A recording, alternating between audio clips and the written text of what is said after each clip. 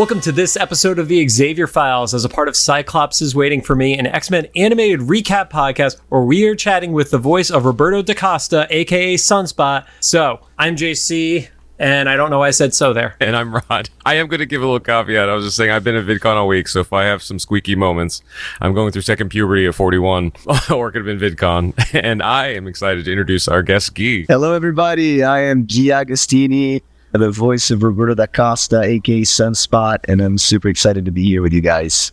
You say it with so much more personality and flair than I do with the last name. I don't know. Something got lost in all the levels of European in my bloodline. So some quick housekeeping. Cyclops is Waiting for Me is our weekly podcast series. We're going back and watching every single X-Men animated episode we can find. And then we have some bonus episodes too, including interviews with members of the voiceover cast and creative team behind the show. This podcast started with the original 1992 X-Men the Animated Series that was building up to the release of X-Men 97. Rod, I don't know why I ran over your stuff. That's fine. Yeah. I guess we're swapping. Oh, wait. Okay, this is me. Don't forget to follow us on social media at Cyclops IWFM Pod on Instagram, TikTok, Threads, Twitter, and Facebook. Of course, make sure to follow us on all your favorite podcast services. I guess we'll get into it. Yes. Did I skip stuff too? No, it's fine. Okay. It's fine. I think we said spoiler warning. If you didn't watch it at this point and you're listening to, this a month later after the episodes have wrapped up, that's on you, I feel like. Especially if you're somebody who's listening to an X-Men animated podcast. Right. So, I agree. So, Guy, to hop into it, everybody who's listening knows you're the voice of Sunspot. But what are some other things that you have done in this realm of entertainment that you're proud of in addition to this gig? And then we'll dive deeper into the X-Men stuff. The voice acting and animation is quite new to me. I think this is definitely obviously my major project, but I did also a voice in Spidey and His Amazing Friends as a surfer dude. And I think that happened before I booked X-Men 97, but I trained in theater and my main passion is to make movies and do movies I direct as well. And so, I come from the film and TV world and a lot of commercials and stuff like that. And so in that trajectory, because I really started in the commercial world, I did a Dish Network commercial that I went to the Super Bowl with Norman Reedus from The Walking Dead, which I'm very proud of. That's a funny spot. What was the commercial for? Was it for his biking show or? No, it was for Dish Networks, who was promoting. Oh, it was for Dish Network itself. Yeah, because it was promoting the new season of The Walking Dead. So, it was him like battling these not zombies, but like all kinds of other things. And then, I in Brazil, I did a couple of feature films that I'm really proud of. First one was a comedy called A Single Going Almost Crazy. And that opened in the, all movie theaters in Brazil. But unfortunately, during on the weekend of the pandemic, it opened and then the world shut down. So Friday the 13th was when it debuted? Pretty much. There was a pre-opening thing on the 8th, and then the actual opening was the 15th. So. Oh, wow. Yeah, that's wild. It's pretty wild. Is the 13th superstitious in Brazil? Yeah. Yeah. Friday the 13th. Okay, so that's kind of on the distributors then. Yeah, right. I guess so. I didn't even put those two and two together. And then I did another feature that's on HBO Max in Brazil and Latin America only, unfortunately. I thought it was going to come to the US. And he tells the story of the Brazilian jiu-jitsu legend named Fernando. And I played an FBI agent. It's a very short scene, but such a crucial moment. And the story is just amazing. And I didn't know him, actually. I'm not from the martial arts world. So it was really awesome to be a part of it because I was really moved by the script when I read it. And it's an incredible story, beautiful story. So those two projects are, very dear to me. And then recently, this year, I was in an episode of CBS Elsbeth as a professional tennis player, which is also very special to me because I grew up playing tennis and I wanted to be a professional tennis player. That was my first dream. And I was able to accomplish that in the make-believe world of television. So it was pretty fun. And it was very surreal for me. So when did you actually come from Brazil to the States? That was about 15 years ago with a tennis scholarship. And I lived almost 2 years prior to that in Venezuela. So I left Brazil. I was traveling for, tournaments and stuff. And I landed in Venezuela and I met my coach and I lived there for almost 2 years. And then I moved to the US. I went to South Carolina for a year, which I might be going for a con in August. And I forgot, I haven't reached out to them yet, but talking to my first acting teacher, and the people in the program, because I wanted to go back, and now they have a film program, and so I'm gonna let them know that I'm gonna be very close to the town is called Greenwood, just very close to Greenville. So I hope that I can go before or see them a little bit longer, and come by the university and all that, and maybe do a workshop or a talk with the students or something like that. I'd be very, very excited to do that. That's awesome. So getting into X-Men 97, I've been fortunate enough to hear this story, but not everybody who listens to the podcast has been able to be there at some of the live events. Would love to hear you talk about auditioning for the role and the experience you've had with the X-Men, particularly the animated series, prior to that. Right. So I auditioned for this role 2 times. The first one was in the fall of 2021, and this year, through the panels and the live events that I heard our other cast members talking about having auditioned at the beginning of 2021 or been already recording. So I guess end of 2020 and 2021 they did their audition. So I think it was the last audition to the team, but I did my first audition not knowing it was X-Men 97, differently from everybody else also, because though everybody had a code name, they all figured it out, but I didn't, because I didn't know Roberto Da Costa by Roberto Da Costa, and I just thought it was an animation show, and I didn't know much about it. So about almost 6 months later, I can't remember if it was March or April in 2022, I get the same audition, and I remembered, I have good memory, especially visually, like looking at the lines and the email. I was like, I've already auditioned for this. But, as it goes, I sent it in again. And both auditions asked me to put on a Brazilian accent. I knew it was a Brazilian character. And also, if I could do like a standard American. And I guess these days I sound more American than anything else. So I had to put on an accent for the Brazilian version, and I spoke the way I speak.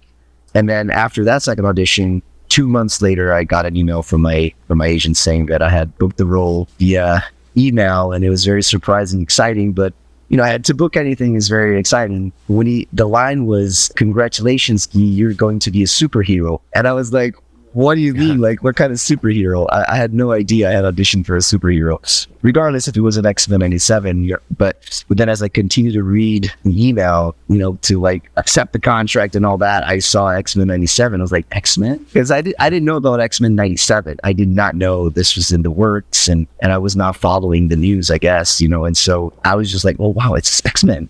So I was obviously super shocked and very happy, and then I had to be quiet for 2 years. Those everyone's stories, like, and then we had to be quiet for 2 years. Yeah. Do you remember what the code name of the character was? No, so it's so fun. So that's the thing. The character, I think it was named Roberto Da Costa. I have to go back to the email. They just had it straight up. That's funny. It's funny, and I don't think I should go back to the email to find out, because I don't think it said Jubilee. I don't know if my scene was with Jubilee, and I actually don't know if they were exactly the same sides, but maybe not Da Costa, but I think it was Roberto Da Costa. So I guess they decided not to change that. Only the code name, the name for the project was a code name that everybody had the same. But yeah. Too funny. And I do remember also from that WonderCon panel, you had shared how you had been very aware of and growing up watching the X-Men and stuff like that. We'd love to hear a little bit about that from you too. Yeah, the original animated series was my introduction to the X-Men world and the superhero universe, pretty much. I think, don't recall exactly, but it could have been my very first superhero exposure. And I recently, because I talked to a media in Brazil weeks ago, and as I've been saying, I don't know if I watched in 92, I was very young, but he said that the X-Men original series didn't get to television in Brazil until 94. So it made sense, like probably 94, 95 is when I started watching it. And I also said, I don't think it was, I said before, it wasn't like a religious thing for me every Saturday, though I think it was every Saturday as well in Brazil. But, I was always, doing sports in the mornings and especially on the weekends. But every time I was able to watch it, I did. And also he said that there's a particular network in Brazil that is it's like the biggest one. And now things have leveled up, obviously, with the whole industry changing. But still, it's the primary channel in Brazil. But back then, it was literally like the main channel. And so they would start like showing it at different times. And then after, there were other networks that also picked it up, and so you could watch it in different channels and stuff like that. So, but yeah, I Wolverine was my favorite character. I got the action figure at the time, and I loved it so much. And once the movies came out, I was like, oh wow, this is amazing, So I was always a fan. Do you remember if it was broadcast originally in Portuguese or English? No, it was all dubbed. Animation, yeah. In Brazil, everything is in Portuguese. And now that we have streaming, people can choose. But if it's on network, it's always dubbed. So the reason why I asked that is because recently there has been a video floating around Instagram in particular, where it is the Spanish intro of the show, and they actually had voiceover saying the Spanish version of each of the names of the characters. Like during the intro music, there's just a random, Vampira for Rogue, etc., stuff like that. So I didn't know if it was like that for you guys as well down in Brazil. Probably. And in fact, like, I didn't remember the names of the character necessarily, all of them at first in Portuguese. So it's the same one, because it's very similar to Portuguese and Spanish. So I think most of the names are pretty much the same. It's with the exception of a couple. But it's the same thing in Brazil, and that's Rogue. But Vampira means vampire. So I don't know. It's it's like crazy. I don't know why they chose that name. I guess that makes sense, though. She's a kind of a succubus if you think about it. Oh, absolutely. Yeah. She's literally sucking the power out of him. So. True. Just in a different way. And so it's more accurate than the English name, because she very rarely goes rogue. Like, it's like a special thing when she does. Like, she's mostly a team player. Right. Well, I think when they originally created her, they had more intent of her, like, skirting the line between good and bad. Yeah. Whereas people are like, oh, we like this character. Good. Make her a good guy and put her in something skimpy because it's the 80s and 90s, Yeah. Right. So. Well, we did see in this version her really going rogue, so I guess it paid off. Of course. So we chatted with Christine about it, but would love to hear your perspective on the cultural representation between the characters and the voice actors during the X-Men 97 process. I think it's amazing, and obviously I feel so fortunate and so honored to have been the selected one. But it's so awesome that they really, went after, Brazilian actors, that not only, I guess, were born in Brazil, but really can speak the language. Because, these days, like, people can be born in a place where they really grew up somewhere else. And now that doesn't make them, the culture that they really are. But yeah, I just feel very, very fortunate. I think it's awesome that they really chose people that really have that representation and are from the country and speak the language and all these things. So Christina's amazing, and so nice to get to know her more. We actually worked together in a project doing looping for a movie, and the first feature film of Rudy Mancuso is amazing. It's on Amazon Prime, called Musica, and he's also Brazilian. Half of his mom is Brazilian, so they had a lot of like Brazilian actors coming to do looping for the project, and that's where I met Christine. But I didn't know that she was actually playing Nina until even after the premiere, because I don't think she went to the premiere. So yeah, right, because she didn't come to one of the events at Scum until the 8th week or something like that, I want to say. Exactly. You were talking about it. And if it wasn't for like me telling her, like, she was messaging me on Instagram, and I actually thought she didn't live in LA. I don't know why. I just, and I was like, and she was seeing my posts, and she would come and she would say something, and all of a sudden, like, do you live in LA? It's like, she's like, yeah, I live. It's like, why are you not coming? Like, show up. She's like, oh my God, you're right. And then she did. And then she really has been a part of everything else afterwards, which is amazing. So you get the role. You don't know a ton about it at the beginning, obviously. What were you expecting Sunspot's arc to be? I had no expectations, John. Like, literally, I had to, research a lot about, his journey and his history in the comics. I didn't really know. And so I guess in a way, I think it worked in my favor, even in the audition, not knowing what it was. I just did my version, and it clearly worked out for the instructions that they gave me, or the descriptions that they gave me. And then after that, obviously, I just used the script as my main, blueprint. And as I say, I like to say, is king and queen for anything that I do, right? You have to follow that storyline and what's going on that page, and bringing ourselves to that vision. So But yeah. I'm actually kind of curious, and this kind of connects with what you just said and something a little bit back with the representation.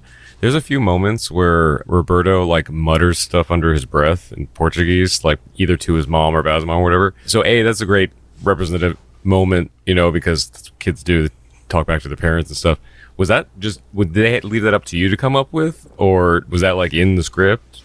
No, it was almost everything was in the script. Okay. And people have asked me that because especially in episode 4 where there's almost like 3 expressions that he says it at the same time, like in frustration with Jubilee after like almost dying in the game, right? And they were like quite spot on. So people have asked me, and I'm like, no, this is like everything's in the script. The only thing that I can't remember exactly, there's a couple times, even for that particular moment that had expressions, I gave them like different versions of a couple of them. I asked those it was okay, and they were always so open to everything Portuguese wise or Brazilian. They really wanted my input and anything else I could throw in there. But the only main change was the word mãe, which is mother, because it was written mamãe. And mamãe, it's a very, very childish way of saying mom or mother.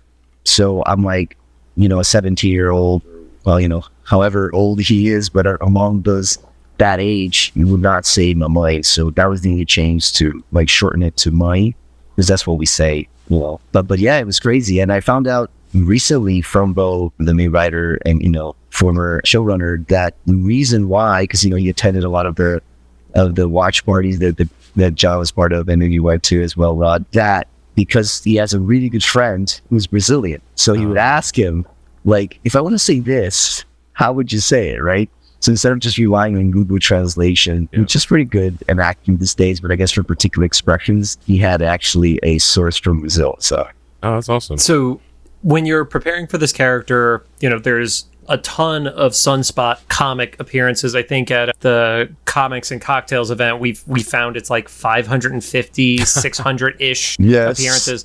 But there was also a few appearances of Roberto in X-Men Evolution. But he says like 4 lines or anything like that, like throughout his entire thing. Yes. So you kind of had a pretty clean slate. Like, what were some of the like inspirations for how to portray the character in, any prep you did before going into that recording booth for the first time? Yeah, in terms of preparation, I really went through everything I could find online. So I watched everything from all the MCU like appearances and, the scenes in Evolution, which exactly is what I actually thought it was like a muted animation series, because I could not see him, like the clips that I found, he did not speak.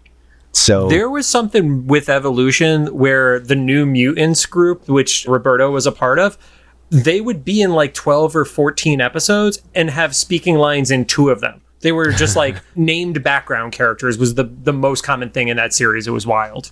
It was very interesting, but I watched everything I could find, but primarily it was the database of Marvel online, because I also did not have access to comics right away. A little bit after, I did get from production a lot of the new comics virtually, so I went through those and stuff like that. I mean, I Googled and searched some of those too, but I was just reading a lot and watching like YouTube videos that I could find. Actually, I didn't have a lot of them to rely on because there wasn't a lot of YouTube videos on Sunspot up to recently. But yeah, I say like that it wasn't necessarily a lot of inspiration. I think even if there was a ton, I think a lot of actors will agree with me, like if you're going to do any Shakespeare project or any Shakespeare character that's been done for so many times, like you might watch it or you might not, but it's like you're going to do your own version anyway, right? And again, in the vision and the script, that's going to dictate so much. So it was more of a curiosity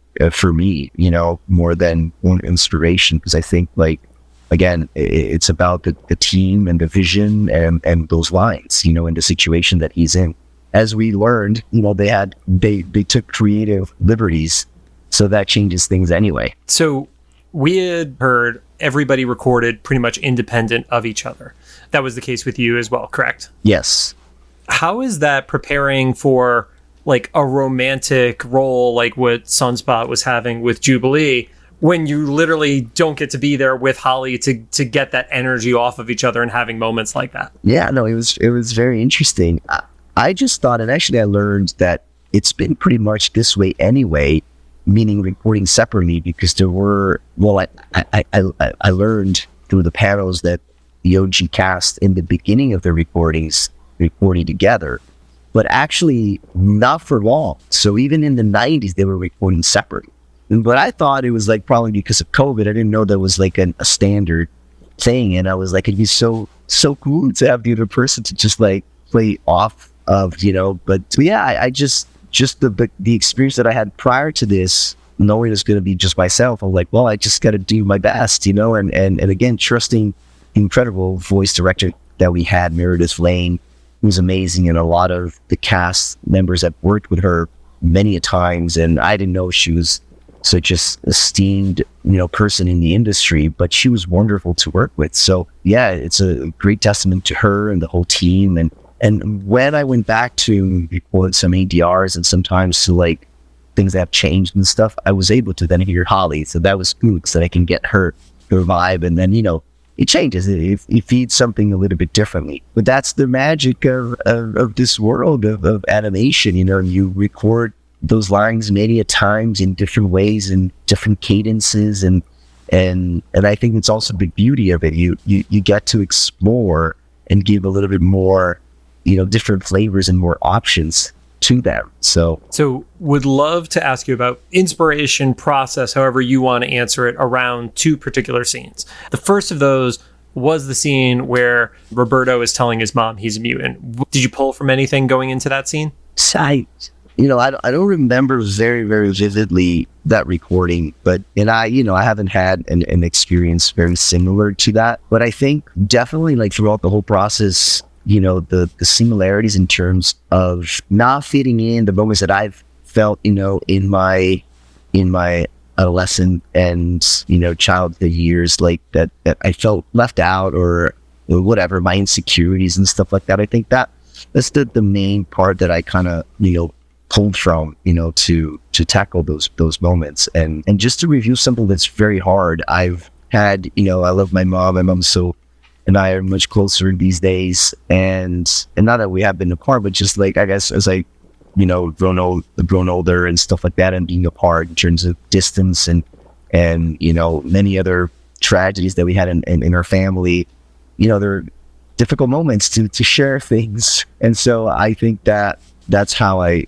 kind of, you know, went in, you know, bringing myself in that way. Like, how would I just, you know, how would I be, and how was I having to say this that is so, like, hard, it's so difficult. What do you think when we got into Tolerance's extinction and you found out that Roberto was going to go to Magneto's side in the schism between the team? That was like, I was really excited to see how that's gonna play out in animatics of it, because I don't know if I went back for ADR for that. I just don't remember seeing those visuals at all. So yeah, it was really cool. I mean, I liked it, but I know there was, like, with the audience and the fans, you know, it was very interesting to get their reactions and how they were, you know, shocked by the whole thing in a way. One of the funniest moments, and you know, laughed myself when I watched it, because I would watch every night at midnight before we'd end up at Scum the next night. But it's when Roberto hits Jubilee with one of his blasts and then immediately just starts apologizing. It's like, oh, I messed up. And your delivery on that was phenomenal, like legitimately laughing out loud, not actually just putting LOL on a piece of paper, you know? Yeah, thank you. Thank you. Appreciate it. Listen to our commentary about that episode. I think I said something to the effect of, like, man, Sunspot was a boy in this episode.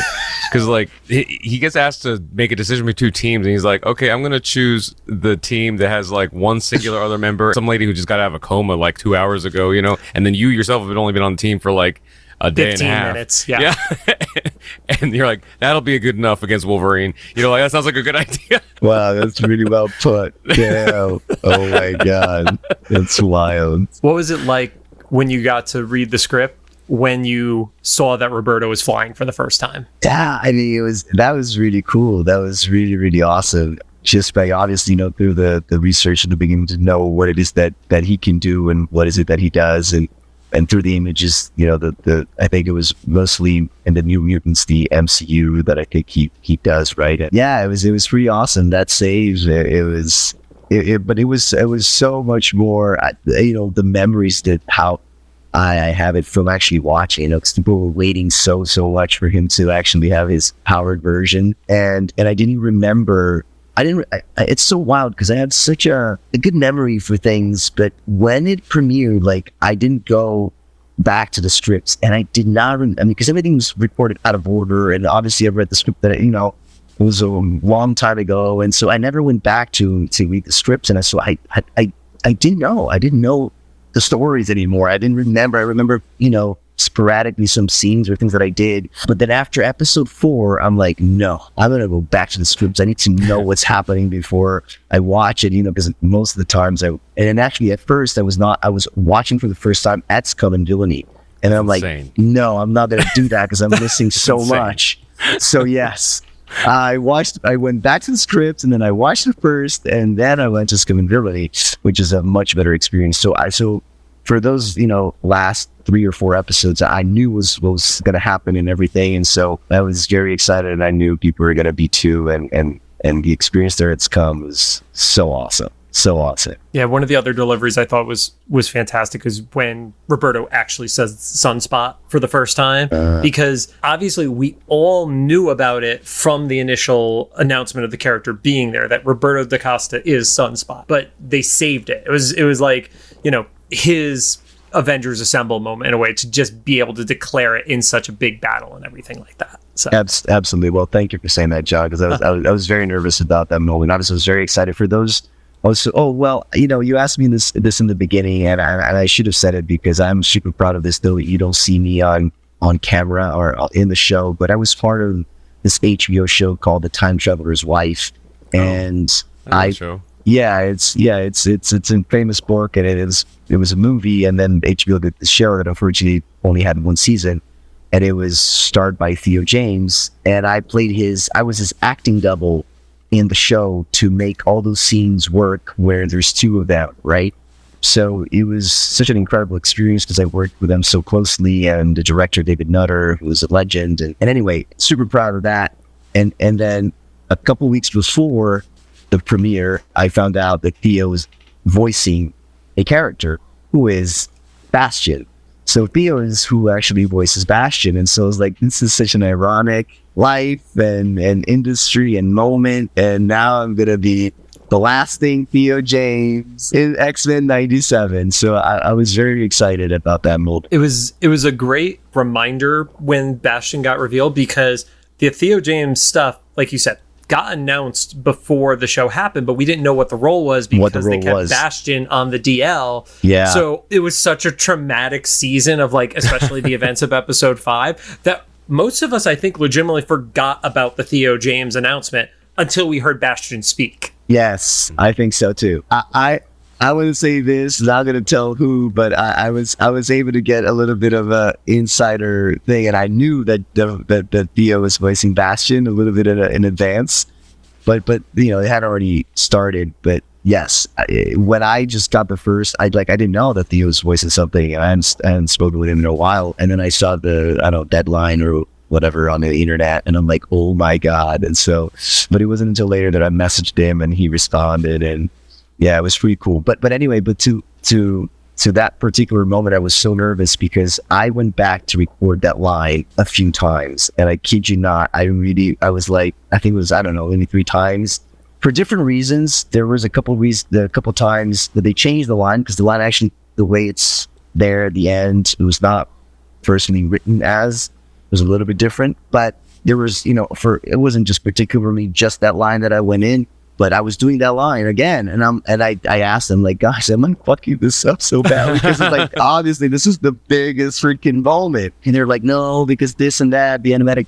changed and blah, whatever, So, and then I felt better recently because I think it was Allison C. Smith who, in a particular moment, had to go. She went back in also several times, or I mean, some of that, I guess, or even Matthew Watterson was saying, there's some moments that they were brought back in many a times to redo, because they were so awesomely meticulous, everything, the attention to detail and to really nailing the moment. So the team in Marvel, and they all spent so much time and had so much care to really nail those very important moments. So, but I was nervous, and I'm glad it worked out, and it came out that way. And I think obviously the way the line is there now, it was the best reiteration of the versions that I recorded. So speaking of nerves with the community, because obviously like it's been received well, but would love to hear like what it's been like for you with this X-Men community. We talked about this with Christine as well, but it seems like the build up and fandom around this show is unlike almost any other show that's out there in animation and television, frankly, at this point. I agree with you, though I have nothing else to compare. However, from people like David Arrigo Jr., who's been in so many things, or even AJ, like so many of our cast members, have been in so many other shows, and I've, gotten to see them and get to know them a little more. And that seems to be the reality and the truth, that not only in terms of the fandom, but also like the community within us, the actors, the voice actors, it's been such a cool feeling and a cool like family feel.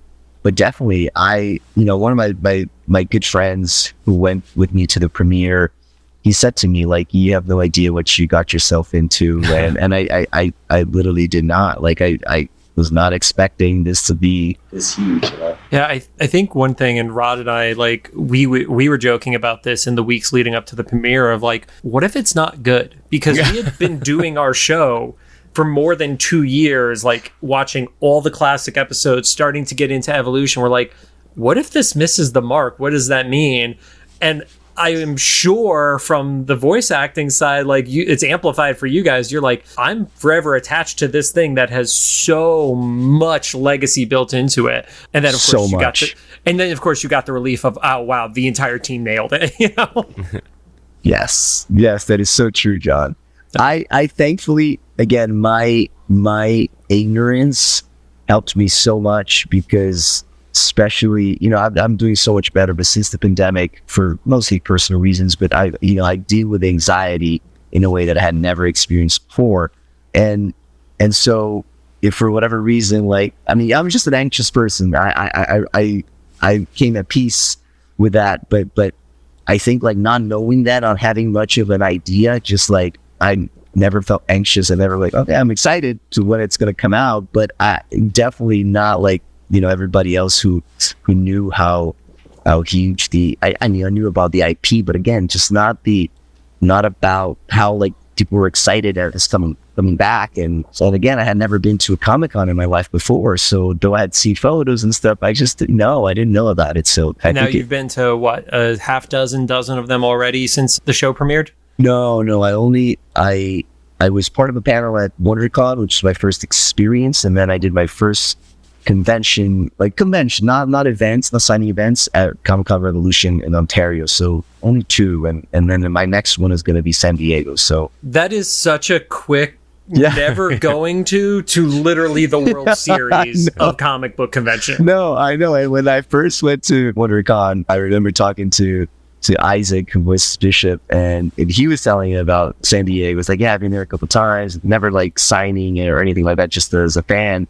And he's like, not horror stories, but just how crazy it is about the whole thing, the event, how the city stops. And I was like, wow, that sounds intense. And I was just like, well, I hope I could go. Hopefully there's an X-Men panel and we get invited, and now like I'm doing signings and doing this stuff. I'm so excited. Hopefully there's an X-Men panel for like the highest rated Marvel show in history. Yeah, well, true, Rod, but I'll tell you this over here. I'll have no regrets or anything about saying this to you guys, that it's so interesting. But for instance, LA Comic-Cons apparently they don't want anything to do with X-Men 97. Yeah, so you'd be surprised. You never know. Interesting. Okay. One thing I do want to point out, I started realizing it as we were recording. You're wearing a Fig Pin Sunspot shirt right now, aren't you? Yep. Hey. There it is. Yes, and I have my Fig Pin right here. Oh, nice. That's awesome. Oh, sorry. And we break it during the recording. Yeah, you were holding it. I was holding it. Well, I guess it's because I'm on the, anyway, you guys can see That's it. That's awesome. Yeah. Well, there's also the second set, which are blind boxes, and they are the ones in the X shape as well. Oh, I did see that. See that, but I did not get it. And that's cool. Yeah. Maybe my next purchase. Well, they're all blind bags, so you don't know which one it is, and there's like 12 of them, I think. So. Oh, so you can't choose. Oh, I see. Yep. Yeah, I got 3, and luckily none of them were duplicates. But none of them are Sunspot either, so I actually can't even help you out with that. No, but this is true. I remember now because we have a group chat with most of the cast members, and AJ went. I think he was at a store and he bought one, and it was Sunspot. They're physical stores. You can only buy it at Hot Topic, or you could buy online at Entertainment Earth. Those are the spots to get them right now. There you go. Hot Topic. That's the one. It's kind of brilliant too, because like a lot of those blind bag things, you try to like kind of feel around, see what they are. They're all X-shaped. Yeah. Yeah. Well, cool. Here's one for you. And obviously, we're asking this in a spoiler-free scenario. So we're not asking you to tell us anything you know by any means. What do you want to see from Roberto in season 2? Well, look, I really would like to see him more like in his badass version, battling now with the X-Men, as that's what happened at the end there in episode 10, right? I would love to see him in our intro. Beyond the iconic chain link fence moment. Correct. I think he deserves it. I don't know. I was actually hoping that it would happen in the 10th episode, right? Because he had already used his power. He was already so I don't know. And yeah, just being, more, a more like strong, key member to the X-Men.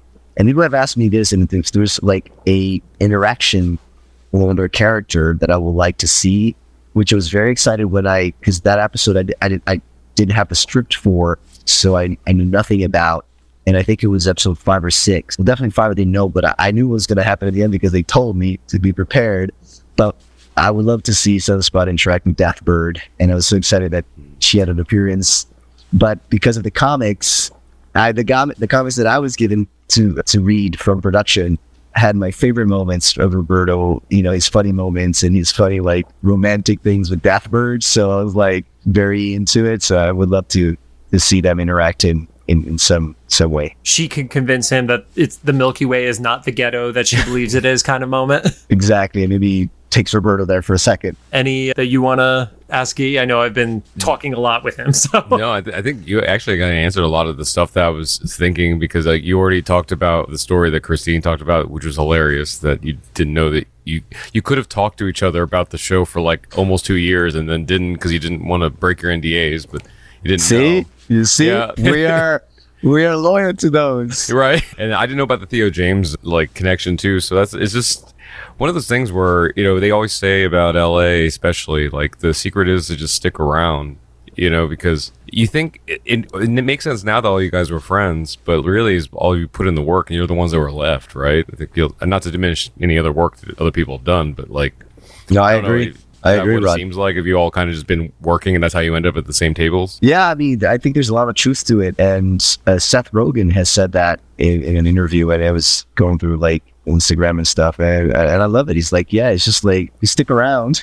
Eventually, there's something, it's going to happen. Obviously, like, we all know you got to put in a lot of work, and you have to dedicate yourself, and a lot of sacrifice, and you have to really love it. And it can take a very long time, or it can happen a little faster. But yeah, if you like anything, if you truly love it and you want it, like if you give up, it's not going to happen. So I've been very, very fortunate. And though, like, the HBO show I actually filmed in New York was very interesting, because I love these, like, I'm a Virgo, and I just love like timelines and specific things. And I actually had moved during the pandemic to LA, and I'm like, because I always wanted to be in LA. So, that's when really my life started to change. And then I went back to Brazil for the holidays, and I was extending my comeback until I was like, okay, this is, I have to go back. And the world started to, open up again little by little. And then I booked my flight to LA. I'm like, I'm gonna start my life again in LA. And then I auditioned for the HBO show. And then a week after,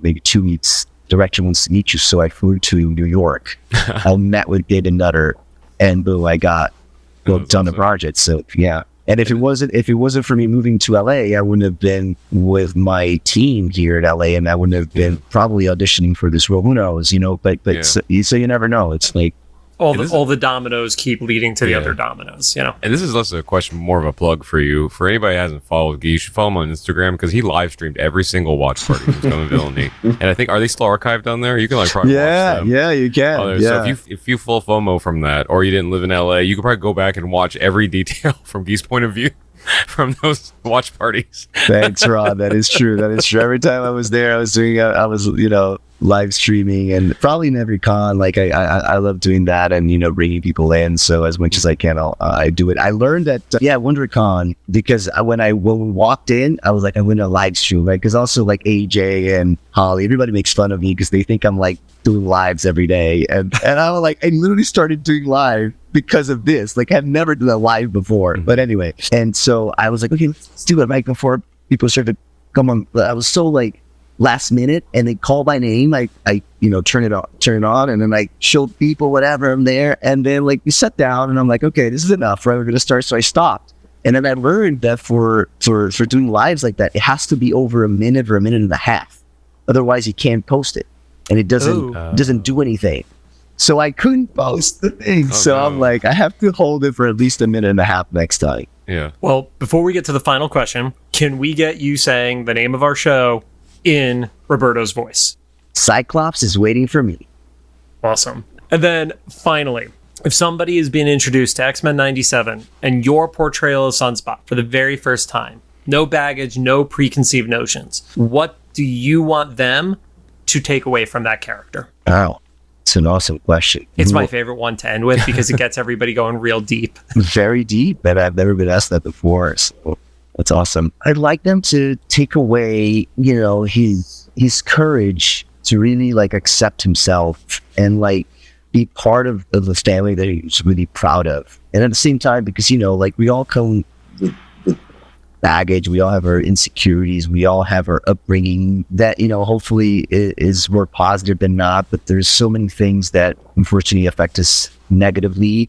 And so his whole like arrogance and his whole like bratness, I think it starts to go away as we see the season develop, and I think that's so beautiful. So I would love people to take that away, as well, that journey of like, you are a certain way, but then change, with like certain people, the correct people in the correct environment to be your best version. Awesome. Well, Guy, thank you so much for joining us and being on here. We've had the pleasure of seeing you a bunch at events, but this is the first time we got to record together. So thank you so much for your time today. Thank you guys so much. This was a joy. This is like this was so fast. It was like already an hour. It felt like we've been speaking for 15 minutes. That's amazing. I loved it. And thank you, John. Thank you, Rod. And yeah, you guys have been so supportive. I really appreciate it. Well, thank you to everybody listening. If you have any thoughts, make sure you drop them into the comments for either the YouTube upload or the official Instagram post about this episode. And of course, if you like what you heard, we appreciate a rating on the podcast app of your choosing. You can find us on Apple Podcasts, iHeartRadio, Amazon Music, Spotify, YouTube Podcasts, and CastBox, which nobody has ever heard of still to this day.